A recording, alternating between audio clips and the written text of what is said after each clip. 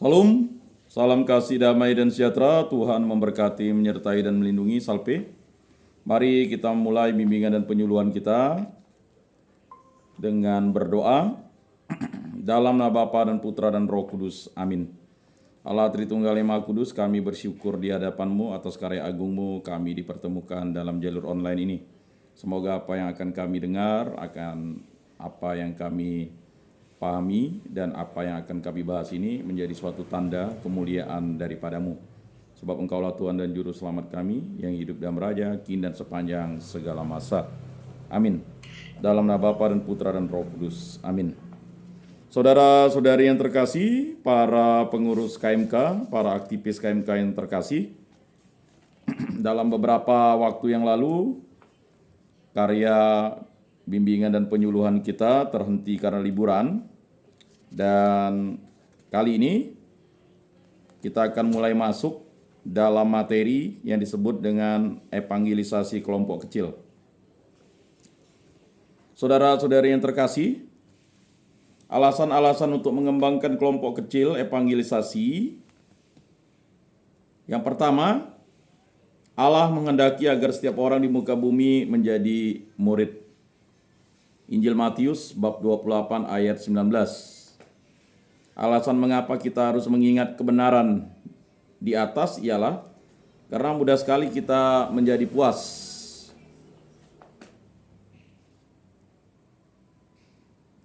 Menjadi puas diri dengan penuhnya gereja-gereja, dengan orang-orang yang ikut serta dalam perayaan atau kegiatan gereja.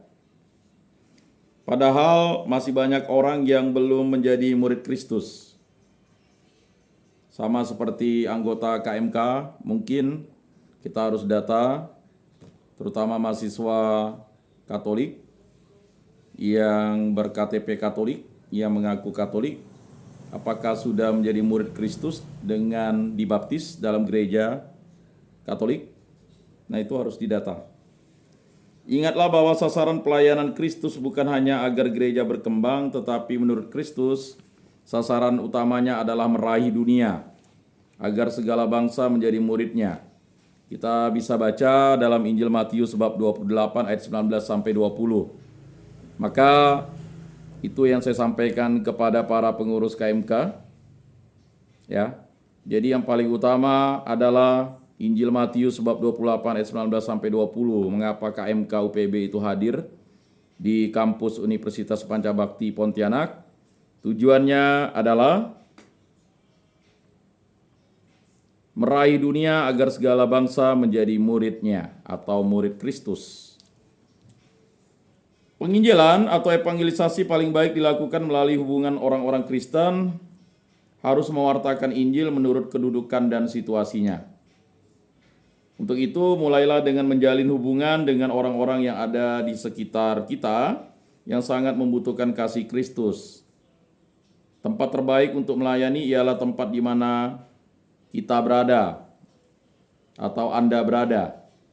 Jadi tempat yang terbaik adalah sekarang kita berada di Universitas Pancabakti Pontianak. Kita tergabung dalam keluarga mahasiswa Katolik Santo Fransiskus Assisi. Nah, itu adalah tempat yang terbaik untuk melayani dalam kurun waktu kalian berkuliah 4 tahun atau 8 semester. Ya. Kemudian, gereja harus melayani kebutuhan keseluruhan umat. Gereja tidak hanya dipanggil untuk memenuhi kebutuhan rohani saja, melainkan juga untuk memenuhi kebutuhan jasmani. Keselamatan itu meliputi keselamatan lahir dan batin. Nah, jadi jelas ya, keselamatan itu adalah keselamatan lahir dan batin. Selanjutnya, pewartaan Injil adalah prioritas gereja. Kita adalah anggota gereja, gereja dalam huruf kecil. Artinya ketika dibaptis, kita adalah gereja Kristus. Kita menjadi kenisah Roh Kudus, itu yang dimaksudkan. Maka kita diberi berkat dan perutusan menjadi imam, nabi, dan raja dalam karya penyelamatan Kristus. Maka tugas kita adalah liturgia pengudusan, kedua kerigma pewartaan, ketiga diakonia pelayanan, keempat koinonia persekutuan, kelima martiria kesaksian iman. Sudah tepat, layak, dan pantas, maka pastoral kepemudaan atau katekese orang muda terjadi di kampus-kampus, terutama kampus-kampus yang memiliki umat Katolik atau orang muda Katolik berkuliah di sana. Dengan lahirnya atau dibentuknya gereja Katolik di universitas atau kampus tersebut, yaitu Gereja Katolik Keluarga Mahasiswa Katolik Universitas Pancabakti Pontianak. Nah, itu harus dipahami ya. Semoga ya 3 atau 4 orang yang hadir ini bisa menyampaikan itu. Saya tidak ada masalah kalau hanya beberapa saja yang hadir. Memang waktu yang dicari itu adalah waktu yang sudah disepakati dengan pengurus KMK ya. Nah, semua orang Kristen adalah pewarta Injil. Jadi harus diingat ketika kita dibaptis kita menjadi pengikut Kristus dan kita disebut orang Kristen. Orang Katolik udah pasti orang Kristen. Orang Kristen belum tentu orang Katolik. Itu harus dipahami. Karena nomenklatur di gereja, nomenklatur kita di Indonesia ini, gereja kita disebut gereja Katolik. Ya, gereja itu adalah Kristen. Ya. Tetapi karena nomenklaturnya menyebutkan bahwa agama itu ya, dulu memang nomenklatur kita Kristen Katolik, ya. Ada Kristen Protestan, Kristen Katolik. Nah, karena Kristen itu mewadahi semua jemaat-jemaat yang Kristen, ya, makanya dia nomenklaturnya dirubah menjadi Bimas Kristen. Sedang Kristen Katolik mewadahi ya hanya satu ritus, yaitu ritus Roma, gereja Katolik yang satu kudus Katolik dan Apostolik. Ya, agama kita disebut agama Katolik. Tapi jelaslah kita adalah pengikut Kristus, orang Kristen. Ya, agamanya Katolik, kita adalah orang Kristen, orang Kristiani. Nah, itu harus dipahami. Jadi jelas orang-orang Kristen sebenarnya dengan menerima pembaptisan telah menerima Roh Kudus dan diutus untuk menjadi pewarta Injil di dalam kehidupan setiap hari. Jadi inilah mengapa kalian ya menjadi pengurus KMK, menjadi anggota KMK, menjadi panitia Orkabina KMK ya. Dan harus diberikan pembekalan dalam setiap langkah dalam membentuk yang namanya pewartaan atau mewartakan Injil. Mewartakan Injil dengan kesaksian iman yang hidup, keteladanan, sikap hidup, perilaku hidup. Makanya ya menjadi pengikut Kristus itu harus dikuduskan. Dikuduskan oleh Kristus sendiri melalui tanda rahmatnya, yaitu sakramen-sakramen.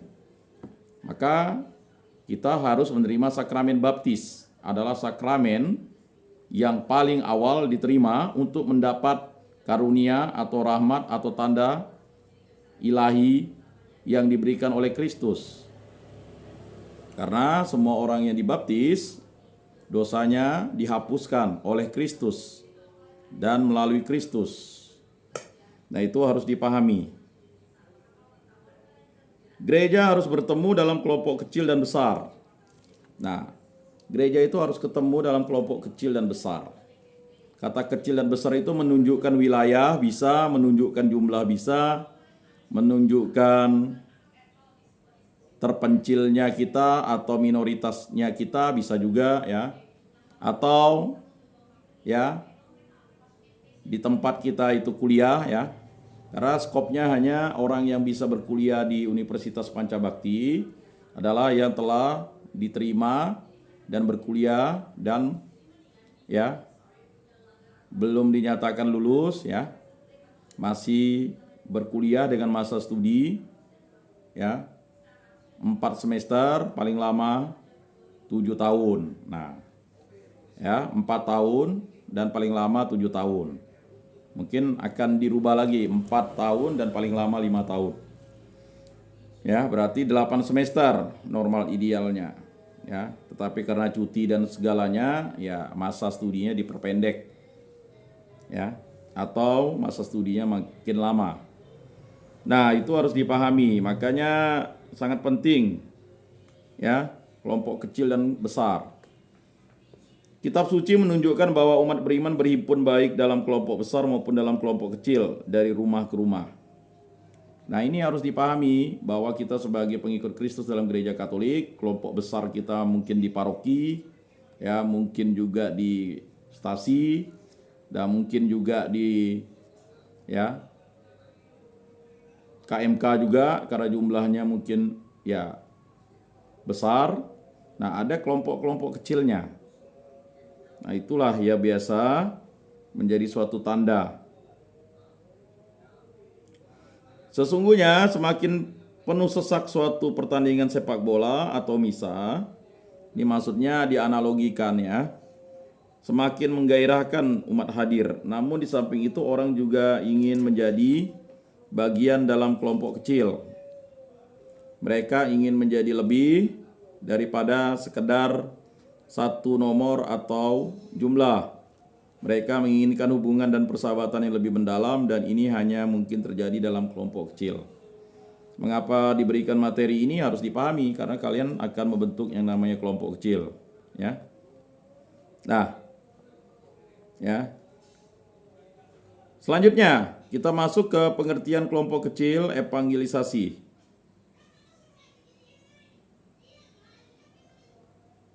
Juga sering disebut kelompok kecil pewartaan. Dalam kelompok kecil evangelisasi dimaksudkan persekutuan kaum beriman yang terdiri antara 4 sampai dengan 16 orang yang berhubungan oikos dan kemudian berlipat ganda, yang berupa mewartakan Injil, menjadikan murid, dan mengembalakan melalui hubungan sehari-hari. Ada beberapa prinsip dasar yang penting bagi kelompok kecil evangelisasi. Persekutuan yang terdiri antara 4 sampai 20 orang. Jumlah kelompok kecil memang sebaiknya kecil supaya dapat terjalin hubungan yang lebih mendalam antara anggota yang satu dengan anggota yang lain. Jumlah tersebut tentu saja tidak mutlak, hanya saja suatu kelompok yang jumlahnya sudah lebih dari 20 orang seringkali sudah kurang efektif. Kelompok ini adalah suatu persekutuan, bukan suatu organisasi. Nah, jadi kalau kelompoknya semakin besar itu tidak efektif. Paling besar maksudnya jumlahnya antara 4 sampai 20 orang. Kemudian kelompok kecil berkaitan dengan oikos. Secara etimologis, oikos berasal dari bahasa Yunani yang berarti rumah tangga atau orang serumah. Istilah ini banyak dipergunakan dalam Perjanjian Baru. Kisah Para Rasul bab 10 ayat 2, Kisah Para Rasul bab 10 ayat 4, di situ disebutkan, ia saleh, ia serta seisi rumahnya, oikos.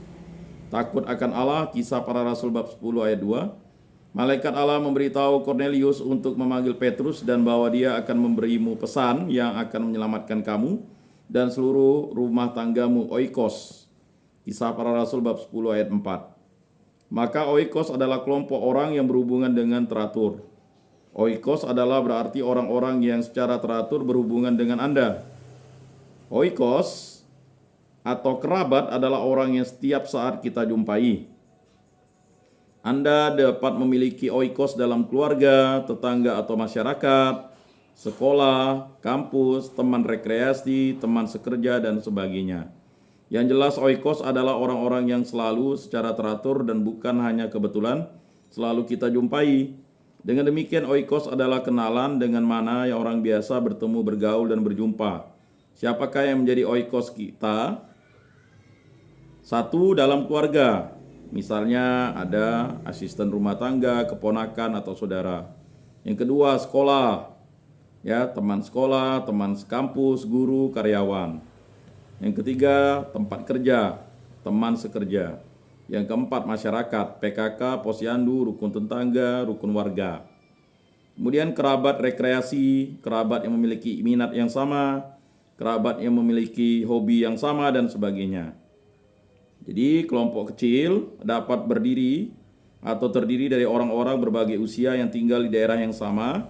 Dapat pula kelompok sejenis yang memiliki hobi yang sama, atau pekerjaan yang sama, atau minat yang sama. Kemudian kelompok kecil berlipat ganda. Nah, ini penting. Kelompok kecil senantiasa meraih anggota-anggota baru sehingga kelompok kecil dapat berkembang dan berlipat ganda dari satu kelompok menjadi 2 kelompok, berlipat ganda menjadi 4 kelompok dalam seterunya. atau dan seterusnya. Kelompok kecil evangelisasi adalah untuk pewartaan Injil. Kelompok kecil evangelisasi ini dibentuk untuk membantu paroki dalam rangka pewartaan Injil melalui anggota-anggotanya. Kelompok kecil menggunakan hubungan. Kebanyakan pelayanan kelompok kecil terjadi di luar waktu pertemuan. Dan meskipun pertemuan adalah inti temu bagi kelompok, kebanyakan pelayanan terjadi di luar pertemuan. Pertemuan merupakan saat di mana para anggota berkumpul untuk mendapatkan semangat, ya, untuk melapor, untuk berbagi pengalaman, untuk menguatkan satu sama lain dan sebagainya. Jadi sebagai pengurus KMK itu kalian harus rajin membaca kitab suci, rajin berdoa, rajin melayani, rajin menyemangati, rajin mendoakan, rajin bersukacita dan sebagainya. Hendaknya kerajinanmu jangan kendor. Nah, siapa dapat membina kelompok kecil evangelisasi? Kelompok kecil jelas membutuhkan seorang pembina utama dan pembantu pembina. Seorang pembina kelompok kecil tidak memerlukan banyak sekali kecakapan, tetapi pembina kelompok kecil sebaiknya memiliki ciri-ciri sebagai berikut. Nah, ini nanti membantu pengurus KMK UPB untuk memilih pembina-pembinanya, selain ada prater pendamping. Maksudnya pembina-pembina untuk kelompok-kelompok kecil ini. Maka kalian sudah membentuk laskar-laskar dalam setiap orkabina. Nah, selesai orkabina, kelompok-kelompok itu harus dibangun menjadi kelompok evangelisasi kelompok kecil. Dan harus ada pembina-pembinanya, kontinu itu. Nah, itu adalah program yang berkesinambungan dan konsisten, ya.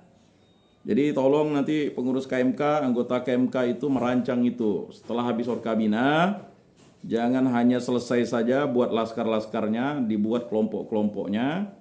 Kemudian nama-nama kelompoknya itu diberi nama para rasul, ya. Kalau misalnya kelompoknya lebih daripada 12-13, ya dicarilah rasul-rasul yang memang pada zaman Yesus itu sudah hidup bersama Yesus. Mencari orang kudus yang memang bersama-sama melakukan karya penginjilan bersama Kristus. Misalnya para rasul, ya. Nah, jadi kalau nanti orkabina itu dibentuk laskarnya sudah tepat. Jadi jangan berpikir mengapa dibentuk laskar-laskar itu atau laskar Kristus itu, ya kan? Itu ada fungsi dan gunanya. Tujuan utamanya adalah evangelisasi kelompok kecil. Nah, ini saya memberikan penjelasan. Mungkin banyak di antara kita jadi panitia orkabina hanya taunya ya dari senior ke senior, ya dibentuk ya begitulah. Itu ada landasan spiritualnya atau landasan yang kuat. Dibentuk kelompok-kelompok itu, misalnya kalau yang ikut orkabina 200 ya dibagi. Ya, itu tadi kelompok kecil itu minimal 4, maksimal 20, bisa 10 kelompok. Atau dibagi 12, ya tergantung kalian lah panitia. Kalian yang memahami, dan itu tidak hanya sampai orkabina, tetapi berkesinambungan sampai nanti mereka menyelesaikan perkuliahan di UPB atau bisa dipakai sebagai kelompok kecil untuk ya melaksanakan evangelisasi setelah ya selesai dari kampus, bekerja, berkarya, berkeluarga. Itu menjadi suatu kelompok kecil untuk memberikan semangat, kekuatan dalam melaksanakan karya penginjilan. Nah, ini ya. Yang pertama, orang yang memiliki kasih dan semangat untuk mewartakan Injil. Nah, itu ciri-cirinya. Itu siapa? Itu adalah orang yang mau hidup bersekutu, mau ya kan menjadi pengurus KMK UPB. Nah, itu cocok untuk menjadi pembinanya atau pendampingnya. Kemudian orang yang selalu konsisten berjalan bersama Allah, artinya orang dapat dijadikan teladan dan yang dapat membimbing anggota kelompok. Jadi menjadi teladan, ya, rajin misa hari Minggu, ya, rajin berdoa, ya kan. Ya, intinya doa dan firman itu ya konsisten, melakukan usaha dan pelayanan yang baik dan benar, ya, beriman dan bertakwa kepada Allah Tritunggal yang Maha Kudus, ya kan, tabah dan setia mengikuti jalan salib Yesus Kristus dengan contoh teladan kelakuan sikap hidup. Kemudian orang yang memiliki semangat kebersamaan, kelompok kecil senantiasa harus bersatu dalam tujuan dan tindakan. Pembina harus seorang yang senantiasa dapat bekerja sama dengan semua anggotanya. Nah, ini penting, harus dapat bekerja sama dengan semua anggotanya. Orang yang bersedia untuk menyediakan waktu dan tenaga untuk membina kelompok kecil. Jadi kalian harus menyediakan waktu ya dan tenaga. Ya. Memang sekarang itu ada faktor berikutnya, ongkos, biaya. Tetapi kalau kita memiliki tempat home base, ya kan, sekretariat atau bisa berdiri kapela, itu sangat cocok dan tepat. Jadi kita berada di kampus dalam semangat penginjilannya. Kemudian seorang yang dipanggil Allah, pembina kelompok kecil dalam arti sebenarnya adalah seorang misionaris bagi lingkungan di mana ia hidup. Jadi Anda pengurus KMK itu adalah misionaris ya, pastoral kepemudaan ya di kampus kalian. Lalu jika Allah telah membimbing Anda dan Anda mempunyai minat pada pewartaan Injil dan kerasulan, simpulkan bahwa Allah menghendaki Anda menjadi pembina kelompok kecil.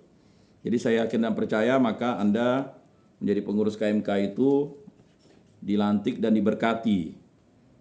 Kemudian seorang yang teruji dalam pelayanannya. Ya, dalam pelayanannya mesti teruji. Ya, jadi pengurus KMK itu ya pelayanannya tepat waktu, efektif, efisien, ya kan? Tidak molor, tidak jam karet, ya kan? Rapatnya, ya kan? Kemudian harus konsisten dan itu tadi bukan menjadi batu sandungan bagi anggota-anggotanya. Ya. Ini jadi pengurus KMK tapi malas ke gereja. Jadi pengurus KMK malas berdoa. Ya kan? Disuruh baca kitab suci, bilang tidak tahu baca. Dah berbagai macam alasan. Disuruh untuk tampil, ya kan? Tidak mau. Ya, jadi pengurus KMK harus tampil. Kemudian jika mungkin orang yang telah mengikuti latihan kepemimpinan atau pernah mengikuti kursus evangelisasi.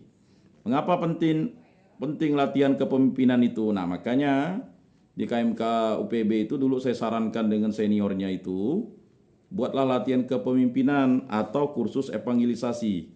Ya, kalau kursus evangelisasi memang ya sekarang sudah ada ya kan. Ya, kursus evangelisasi dan penginjilan CAP itu boleh ikut. Ya, itu ada di Gereja Gembala Baik dan Gereja Sisilia, itu banyak anggota CAP. Tapi kalau tidak, ada latihan kepemimpinan yang kalian buat. Mungkin banyak yang bertanya-tanya, untuk apa latihan kepemimpinan ini? Itu untuk evangelisasi kelompok kecil. Jadi banyak yang bertanya terus. Ya, inilah saya jelaskan. Ya, bagi yang keluar tadi ya tidak dapat penjelasan nanti. Ya kan?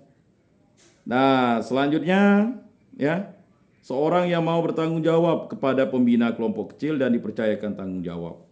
Jadi sebagai pengurus KMK UPB itu harus memiliki sikap hidup ya yang bertanggung jawab. Lalu pembina kelompok kecil ya memerlukan seorang pembantu. Seorang pembantu pembina adalah orang yang dipilih dari anggota kelompok oleh pembina sedini mungkin. Jadi pengurus KMK itu memilih ya kan koordinator kelompoknya atau ketua kelompoknya untuk menjadi pembantu pembina. Jadi sejak awal mula pembina kelompok kecil harus sudah memilih beberapa orang, 1 atau 2 atau 3 orang menjadi asistennya. Sebab jika nanti kelompok berkembang dan kelompok perlu dimekarkan menjadi 2, sudah ada orang yang siap untuk menjadi pembina. Jadi nanti itu kan setelah dibagi di laskar-laskarnya itu, dia kan bisa berkembang. Nah, sehingga sudah siap menjadi pembina. Pembantu pembina akan membantu pembina dalam membimbing kelompok, akan membimbing kelompok jika pembina tidak hadir dan akan mempersiapkan diri untuk membina kelompok baru jika kelompok itu berkembang. Nah, mungkin demikianlah pertemuan kita untuk ya kelompok evangelisasi. Saya sudah sampaikan bahwa waktu kita jam 5 sampai jam 6. Ya, terima kasih untuk pengurus yang sudah menyiapkan ini.